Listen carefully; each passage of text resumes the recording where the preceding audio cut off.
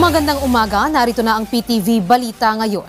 Nasa labas na ng Philippine Area of Responsibility ang bagyong Krising, pero hinahatak nito ang habagat o southwest monsoon na siyang magpapaulan sa ilang bahagi ng bansa ngayong araw.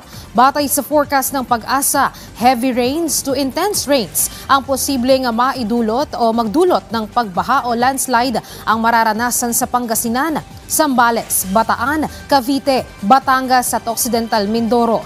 Ang Metro Manila, Benguet, Tarlac, Pampanga, Bulacan, Laguna, Rizal, Oriental Mindoro at iba pang bahagi ng Ilocos Region ay magkakaroon naman ng occasional rains o minsanang pag-ulan na maaari ring magdulot ng pagbaha at landslide. Ang Visayas naman at ibang bahagi ng Luzon, Zamboanga, Peninsula, Northern Mindanao at Caraga ay makakaranas ng maulap na langit na may kalat-kalat na pag-ulan. Ang iba pa namang bahagi ng Mindanao, magkakaroon din ng bahagyang maulap na papawirin.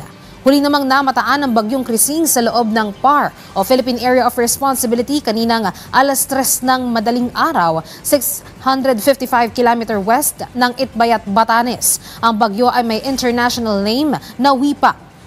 Napanatili nito ang bilis na 100 km per hour at lakas na 125 km per hour. Umabot naman sa 3 ang nasawi dahil sa pananalasa ng bagyong Krising. Ayon sa National Disaster Risk Reduction and Management Council o NDRRMC, ang mga nasawi ay mula sa Region 10 at 11. Bineberipika pa naman ng mga otoridad kung ang bagyo talaga ang sanhi ng pagkamatay ng 3. Pero bukod sa kanila, mayroon ding 3 nawawala at 3 pang sugatan. Sa mga apektado naman ng bagyo, umabot na ito sa 370,000 na individual o 120,000 na pamilya. Pinakamarami ay sa Region 3 na nasa 40,000 na pamilya. Marami rin ang inilikas at nasa evacuation center sa Mimaropa. Sa ngayon, nasa 673 ang binahang lugar at nasa 262 ang nananatiling lubog sa baha.